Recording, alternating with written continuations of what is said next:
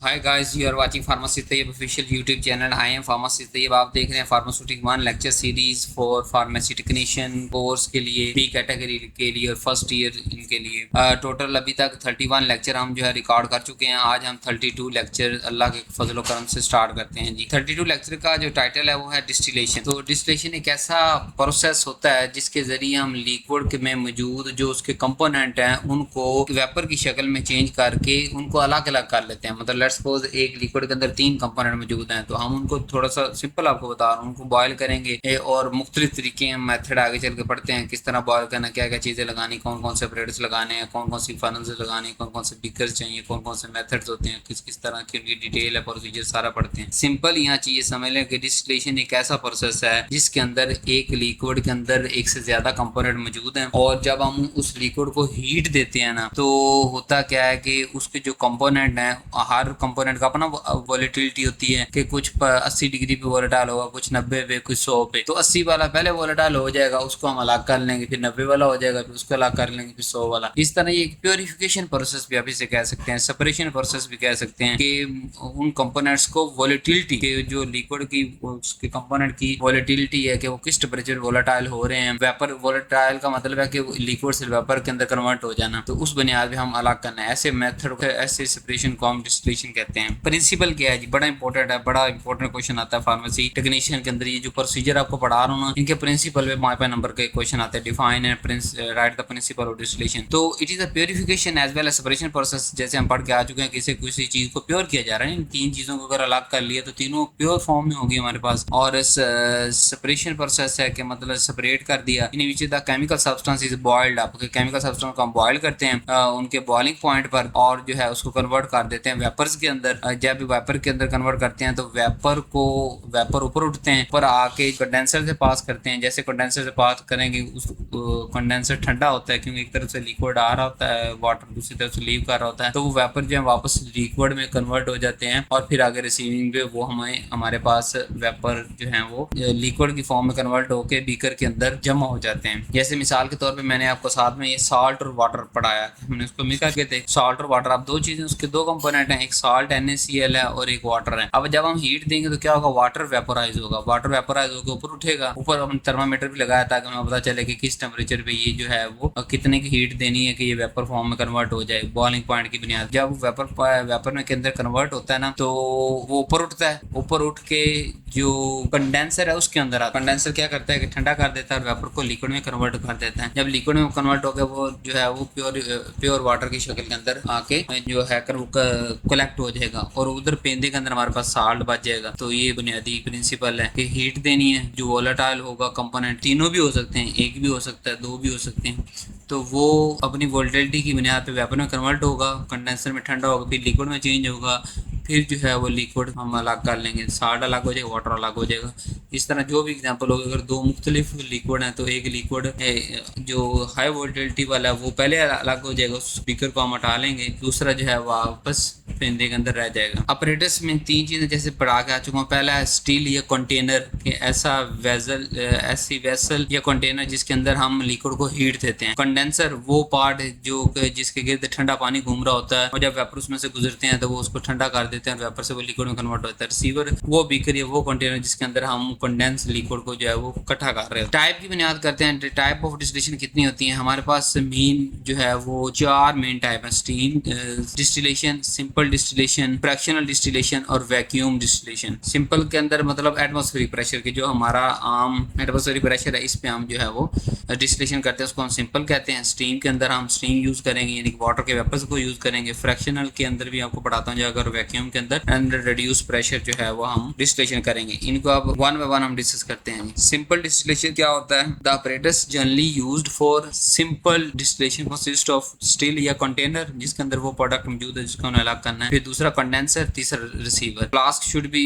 Field not more than half या 2/3 of size, कि जितना बीकर या जो कंटेनर है, जो स्टील है हमारे पास, उसको पूरा नहीं भरना, या तो तीसरा हिस्सा या आधा भरा होना चाहिए। The liquid is converted into vapour, वो लिक्विड वेपर के अंदर कन्वर्ट हो जाएंगे, which are pass through the cooling surface, के वो फिर कूलिंग सरफेस पे से गुजरेंगे बनेंगे जिसे हम कंडेंसर कह रहे हैं, और वहाँ वेपर से वो लिक्विड के अंदर कन्वर्ट हो जाएंगे। दूसरी हमारे पास मिसाल है फ्रैक्शन डिस्टिलेशन। फ्रैक्शन डिस्टिलेशन क्या होता है? इस प्रोसेस के अंदर हम मिसिबल, वोलाटाइल, लिक्विड को अलग अलग करते हैं, लेकिन ऐसे मिसिबल मतलब एक दूसरे के अंदर जो हल हो चुके हैं उनका बॉइलिंग पॉइंट बहुत मुख्तलिफ होता है। जैसे अल्कोहल और वाटर मिक्स तो हो गया, लेकिन बॉइलिंग पॉइंट तो दोनों का अलग अलग है ना, और दोनों मिसिबल भी हैं। अब इनको अलग अलग करना है तो हम फ्रैक्शनल डिस्टिलेशन का पूरा ये ऑपरेटर साथ में शो कर रहा हूँ, इसको हम यूज करेंगे। इसमें होता क्या है कि नीचे हमारे पास बीकर है, ऊपर हमने फ्रैक्शनल कॉलम लगाया होता है, और आगे कंडेंसर है, और आगे जो है रिसीवर हमारे पास बीकर या फ्लास्क मौजूद है। अब इसमें हम करेंगे क्या कि जो मिसिबल लिक्विड है वो स्टील समझ रहे हैं जिसके अंदर सैंपल पड़ा हुआ है, मिसिबल लिक्विड को स्टील के अंदर रखेंगे और नीचे से देंगे हम heat. Miscible liquid can be separated by using the, जब हम नीचे से हीट देंगे तो होगा क्या कि दोनों के वेपर्स बनेंगे। अब ये मिसिबल लिक्विड के लिए सिर्फ बात कर रहा हूँ, कैसे दो लिक्विड जो एक दूसरे के अंदर मिसिबल हैं उन दोनों के वेपर्स सम टाइम इकट्ठे बनते हैं, लेकिन जो हाई वोलाटाइल होगा वो ही फ्रैक्शनल कॉलम को क्रॉस कर पाएगा, और जो जिसका लो होगा वो टकरा के वेपर वापस लिक्विड फॉर्म में कन्वर्ट होकर नीचे गिर जाया करेगा, और जो हाई वोलाटाइल उन दोनों में से होगा वो ये फ्रैक्शनल कॉलम को जो है क्रॉस करेगा, क्रॉस करके कंडेंसर में आएगा, कंडेंसर में वो फिर वेपर से लिक्विड के अंदर कन्वर्ट होगा और रिसीव हो जाएगा। यहाँ फ्रैक्शनल कॉलम लगाने का मकसद ये है कि जो दो मिसिबल लिक्विड हैं उनकी वोलेटिलिटी डिफरेंट है, लेकिन बास टेम्परेचर पे जाके एक कंपोनेंट के साथ दूसरा भी मिसिबिलिटी होने की वजह से दूसरा भी वेपर में कन्वर्ट होता है। अब अगर सारे वेपर आगे चले जाएंगे, ठंडे हो जाएंगे, वो तो फिर मिक्सचर रह गया। तो फ्रैक्शनल कॉलम लगाने का मकसद हमारे पास ये है, फ्रैक्शनल कॉलम के जो लेस वोलेटाइल हैं वो फ्रैक्शनल कॉलम के थ्रू वापस स्टील या कंटेनर के अंदर गिर जाएं, और जो हाई वोलाटाइल है बहुत ज्यादा जिनकी मिकदार बनी खड़ी है वो इस पूरे को क्रॉस कर जाएंगे फ्रैक्शनल कॉलम को, और वो कंडेंस होकर फिर आगे रिसीव हो जाएंगे। तो इस तरह लेस वोलाटाइल हमारे पास पीछे स्टील या कंटेनर के अंदर लाया जाएगा, और मोर वोलाटाइल हमारे पास रिसीवर एंड पे आ जाएगा। तो यहाँ हमने फ्रैक्शनल डिस्टिलेशन की। तीसरी टाइप की बात करें तो स्टीम डिस्टिलेशन। स्टीम डिस्टिलेशन ये इस्तेमाल होती है दो इमिसिबल लिक्विड के लिए। अभी तक तो हम मिसिबल की बात कर रहे थे जो आपस में मिक्स हो जाते हैं, अब दो इमिसिबल लिक्विड की बात करते हैं कि जो मिक्स ना हो, इसमें से एक जो है वो पानी होना चाहिए। जो डिस्टिलेशन अपरेटस इसके अंदर है वो आपके सामने है कि थोड़ी सी हीट देंगे, और जो जिस कंटेनर या बीकर के अंदर वो सैंपल मौजूद है जिसको हमने अलग करना है उसके गिर्द भी टेप या इंसुलेशन की होनी चाहिए, और ऊपर हम लगाएंगे स्टीम डिस्टिलेशन कॉलम, एक पूरा स्टीम जहां से इसके अंदर दाखिल होगी, और आगे कंडेंसर और रिसीवर। सिर्फ थोड़ा थोड़ा एक चीज चेंज होती जा रही है, इसलिए मैं तस्वीर साथ अटैच कर रहा हूं। अब इस प्रोसेस में होता क्या है हमारे पास, अब ये एक तो मैंने आपको बता दिया कि ये ऐसे लिक्विड्स के लिए यूज होगा जो दो इमिसिबल हैं। दूसरा ऐसा होगा कि जो हीट सेंसिटिव हो, यानी बहुत ज्यादा हीट सेंसिटिव हो कंपोनेंट जिनको हमने अलग करने जाना है। फिर वाटर इनसोल्युबल होना चाहिए, क्योंकि इसके अंदर हमने वाटर के वेपर खुद से भेजने हैं, इसलिए वो कंपोनेंट वाटर इनसोल्युबल हो और हाई बॉइलिंग पॉइंट उसका हो। जैसे कि हमारे पास वोलाटाइल ऑयल होते हैं, क्लव ऑयल, यूकलिप्टस ऑयल। तो ये सारे क्लव ऑयल, यूकलिप्टस ऑयल, ये सारे वोलाटाइल ऑयल जो है ना, ये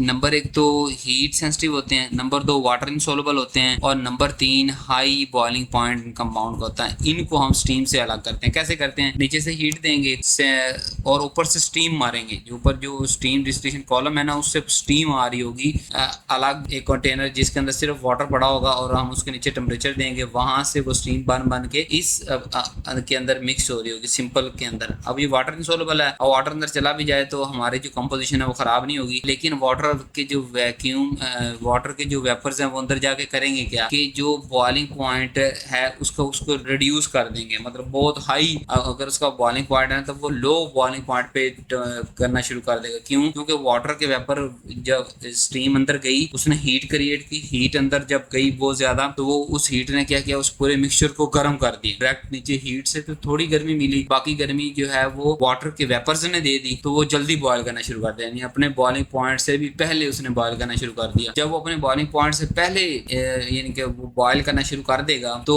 होगा क्या कि वो यानी कि खराब नहीं होगा, क्योंकि हीट सेंसिटिव है ना। अगर वो बॉइलिंग पॉइंट उसका क्रॉस हो जाता और उसके बाद वो होता वो तो डिस्ट्रॉय होता है उसका स्ट्रक्चर। वोलाटाइल ऑयल जो है, यूक्लिव ऑयल, यूकलिप्टस ऑयल, तो वो बाद में हमारे किसी काम का ना रहता। तो ऊपर से हम स्टीम मार रहे हैं जो कि जाके टेम्परेचर पूरे सोल्यूशन का बढ़ा रही है, क्योंकि वाटर इनसोल्युबल कंपोनेंट नीचे मौजूद है, उसके अंदर वाटर तो मिक्स हो नहीं सकता। तो वो स्टीम अंदर जाके ओवरऑल पूरे जो है हमारे पास कंपोजिशन उसका टेम्परेचर बढ़ा रही है। नीचे से छोटा सा हमने बर्नर लगा दिया है, थोड़ी सी हीट नीचे से जा रही है, और क्या हो रहा है कि ओवरऑल जो है वो जो heat sensitive water insoluble soluble high boiling point compound है वो जल्दी अपने बॉइलिंग पॉइंट से भी जल्दी जो है वो वेपर के अंदर कन्वर्ट होना शुरू हो जाएंगे। जैसे ही वेपर उड़ेंगे वो जाएंगे सीधे जी कंडेंसर के अंदर और कंडेंसर उसको ठंडा कर देगा और वो वेपर जो है वो लिक्विड या ऑयल के अंदर मतलब लिक्विड ही कह लें कन्वर्ट होकर उसके अंदर रिसीवर के अंदर आ जाएगा। जैसे अगर क्लव ऑयल था तो क्लव ऑयल आ जाएगा, यूकलिप्टस ऑयल था यूकलिप्टस आ जाएगा। तो ये स्टीम हमने क्यों इंट्रोड्यूस करवाई ताकि हम अपना जो हीट सेंसिटिव कंपाउंड है उसको बॉइलिंग पॉइंट क्रॉस ना करने दें, उसको हाई टेम्परेचर सेंसिटिव है तो वो एक खास टेम्परेचर के बाद वो खराब हो जाता है। तो हमने क्या किया, हमने स्टीम फेंक दी गर्मा गर्म ताकि ओवरऑल मिक्सचर जब स्टीम का ठीक हो जाएगा तो क्या हो जाएगा हमारे पास। इसलिए इस प्रोसेस पूरे प्रोसेस का सिंपल ओवरऑल तो वही है ना कि वेपर बन रहा है और वेपर उधर जाकर ठंडा हो रहा है, लिक्विड में कन्वर्ट हो रहा है, डिस्टिलेशन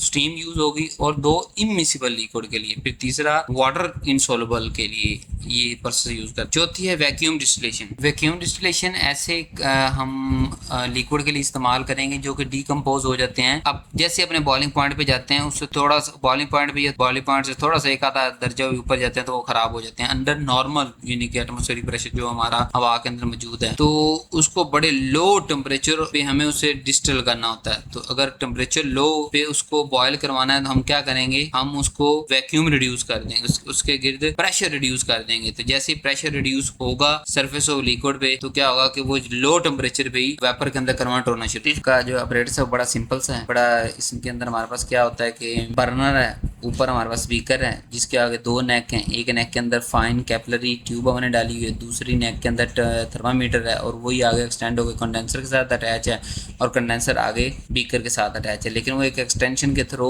वैक्यूम पंप से भी अटैच है। अब प्रोसीजर ओवरऑल क्या होता है कि जब हम हीट देते हैं तो साथ में वैक्यूम ओवरऑल पूरे सिस्टम का वैक्यूम पंप के थ्रू प्रेशर को रिड्यूस करते हैं। जब ओवरऑल प्रेशर रिड्यूस होता है, हमें केमिस्ट्री के अंदर हम पढ़ के आ चुके हैं, उस वो जो लिक्विड है वो लेस टेम्परेचर पे ही बॉयल करना शुरू कर देता है। तो जब वो अपने ओरिजिनल टेम्परेचर पहुंचेगा ही नहीं तो वो डिस्ट्रॉय नहीं होगा। जब लेस टेम्परेचर पे बॉयल करना शुरू कर देता है under reduce pressure less temperature पे जब बॉयल करता है तो उसके जो वेपर बनेंगे वो कंडेंसर में से गुजरेंगे और जैसे कंडेंसर में गुजरेंगे तो वो ठंडे हो जाएंगे, वेपर लिक्विड में कन्वर्ट हो जाएंगे और वो आगे रिसीवर के एंड पे हमारे पास मिलना शुरू हो जाएंगे। यहाँ सिर्फ वैक्यूम पंप हमने अटैच किया, ओवरऑल पूरे सिस्टम का जो प्रेशर है एटमॉस्फेरिक प्रेशर सरफेस और लिक्विड पे उसको कम किया। डायग्राम आपके बिल्कुल सामने है। ये सिर्फ उन कंपोनेंट के लिए हम यूज करेंगे जिनके लिए स्पेशल बॉइलिंग पॉइंट पे खराब हो जाए या बॉइलिंग पॉइंट से एक आधे दर्जा ऊपर चला जाए तो खराब हो जाए। प्रोसेस के दौरान तो टेम्परेचर हीट बढ़ती रहती है, इसलिए हम उसे उसको ओरिजिनल बॉइलिंग पॉइंट पे जाने ही नहीं देंगे। उसको ओरिजिनल बॉइलिंग पॉइंट से पहले ही प्रेशर को रिड्यूस करके उसको बॉयल करवा के लिक्विड में कन्वर्ट करके और जो है वो वेपर में कन्वर्ट करेंगे, फिर लिक्विड में कन्वर्ट करेंगे और उसको रिसीव। तो ये हमारे पास थी टाइप जी डिस्टिलेशन की। आगे एप्लीकेशन है कि जैसे डिस्टिल वाटर